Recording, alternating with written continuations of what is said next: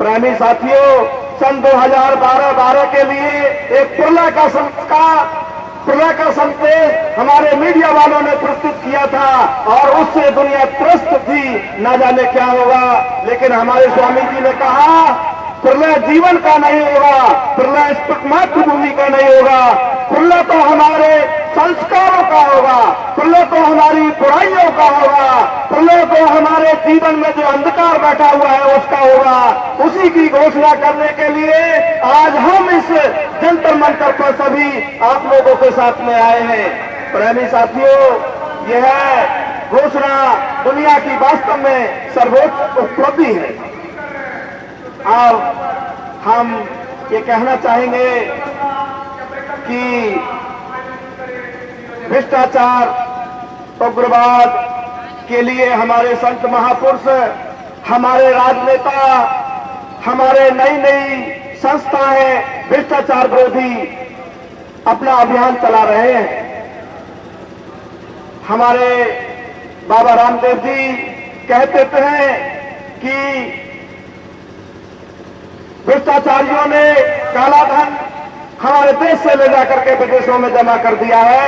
अगर वह धन वास्तव में हमारे देश में लाया जाए तो हमको सुख और शांति मिल जाएगी। मैं आपसे सबसे पूछता हूं, क्या कोई ऐसा शास्त्र है जिसमें यह लिखा हो कि वास्तव में धन से सुख और शांति मिलती है? अरे सुख और शांति तो पवित्र कर्म करने से मिलती है। प्रेमी साथियों, यह जब तक हमारे जीवन में हमारे मस्तिष्क का अन्वेषण नहीं होगा, जब तक हमारे जीवन में हमारे मस्तिष्क का रिसर्च नहीं होगा, तब तक इस दुनिया में कोई भी परिवर्तन नहीं कर सकता है।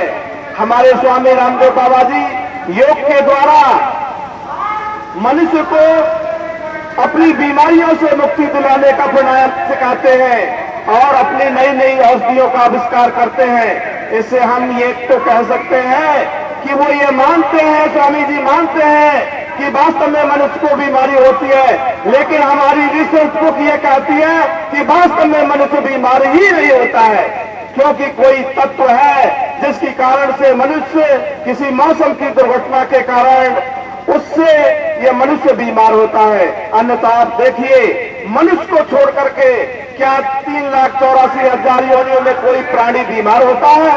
नहीं होता है। और फिर कहते हैं हम कि मनुष्य सभी योनियों में श्रेष्ठ है।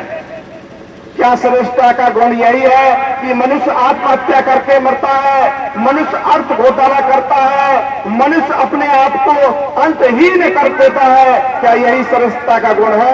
नहीं। मनुष्य कहीं अपने जीवन से भटक गया है। प्रेमी साथियों, इसके लिए ये रिसर्च बुक का अध्ययन करना आज के जीवन में बड़ा जरूरी हो गया है। ये समय आज वह आ गया है जहां मनुष्य के बुरे कर्मों का संस्कार अंत होगा।